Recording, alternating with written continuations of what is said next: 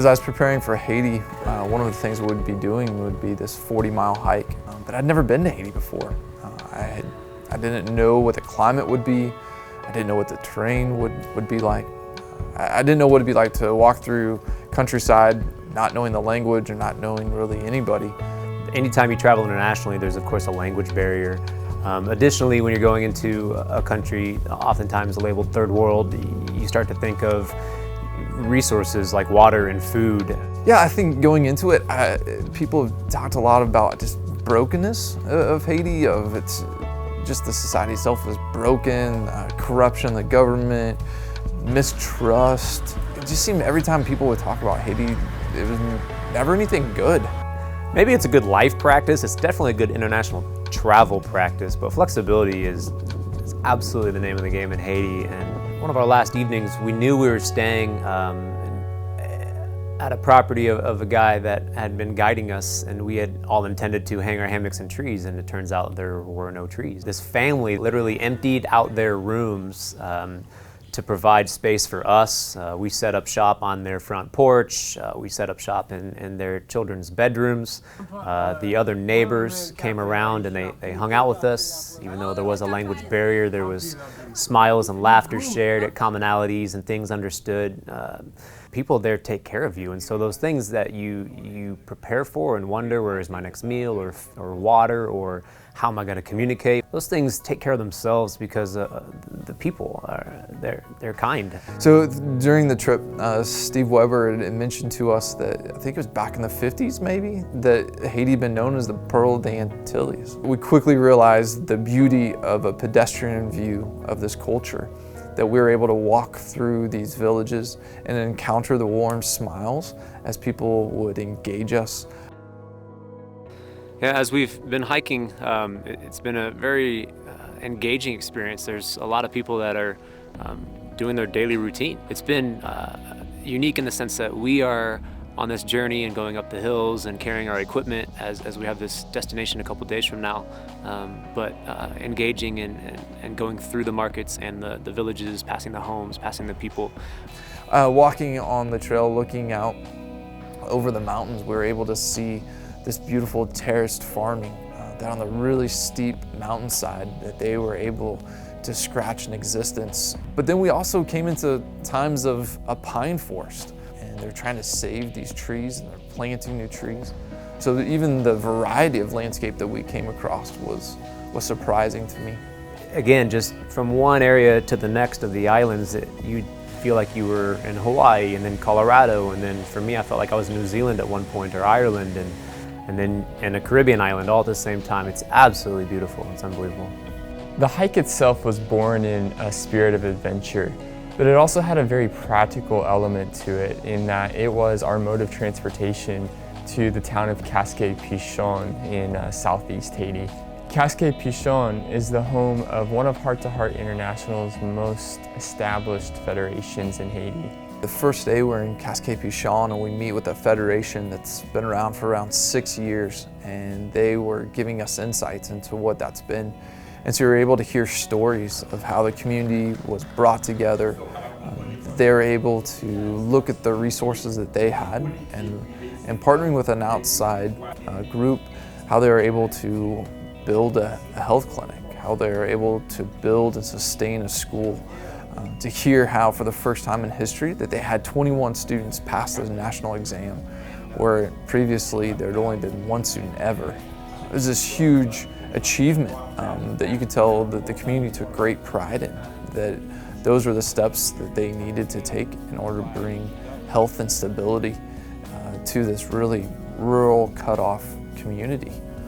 I guess I would admit, oftentimes I think as Americans, you feel like you go to these areas, these remote areas, you feel like you have answers or you have the education, and man, it is incredible experience to sit in that room and through translators, but nonetheless understand the intelligence level and the education that these people have. What's really unique about the way that Heart to Heart is battling issues of disease and malnutrition and lack of education is that they're not coming in and doing it for the local community. They're coming in and helping the local community to be able to imagine and dream up the Haiti that they would want for their own children. It's exciting, and there's a lot of hope in what could happen with the other federations as years would unfold with further partnerships and training.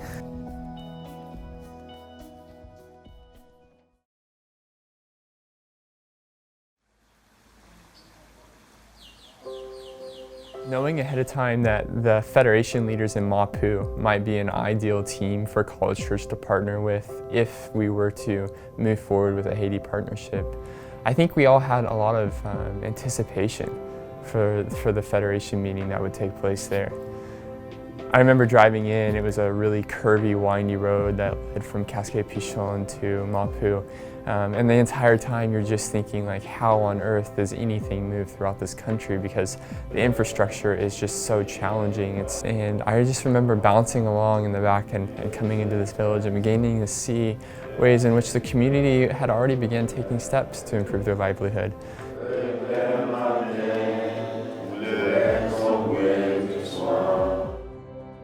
Okay, my name is Dean Nelson. I'm a journalist from San Diego, California. I'm here to write a book about the success of the federations in Haiti so that other places in the world could see how they could solve their community problems. So,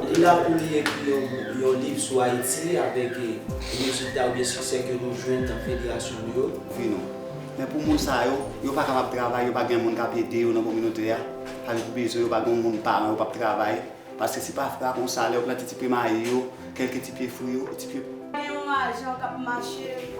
So one of the federations that we were invited to meet with was in a place called Mapu, and we met with 12 or 14 different community members from different sectors of the community. You had education, healthcare, a lawyer, pastors, priests, that were all gathered in this room.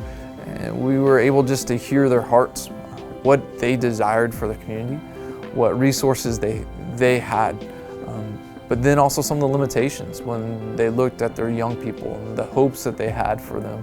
What I found as I unpacked what the Haitians had to share is that what they desire for their community is that which I dream for my own. As College Church participants and as members of a community here in Olathe, Kansas, we can empower people who are striving to do the same thing we are. You know, as you hear about women who are pregnant and they need simple medical care, and they go to a local clinic or a building that was made as a medical center by the government, and there's literally no one there. It's not staffed, it's an empty building. They wait for days hoping someone will come. Eventually they need to leave their community and go to another one where there's medical attention, and they do so on the back of a motorcycle on a rock road that is difficult to walk on.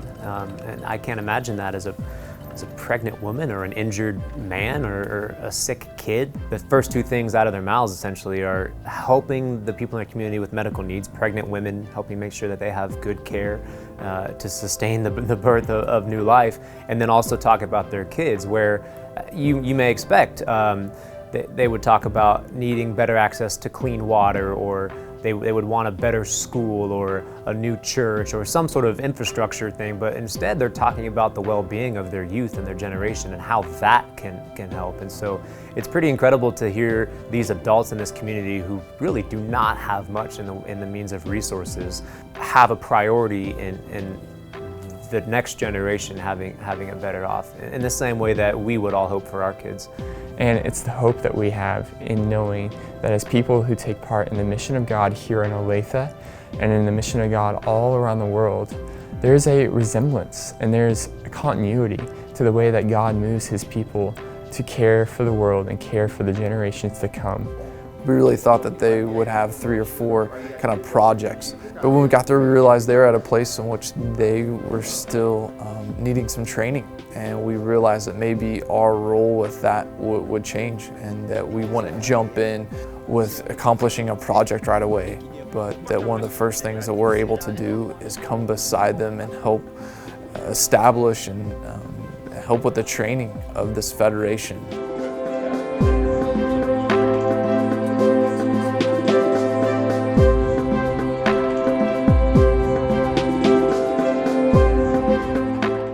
College Church, we've sensed a stirring. We've seen an alignment of missions and value. We have explored. We are corresponding. Will you join us in discernment?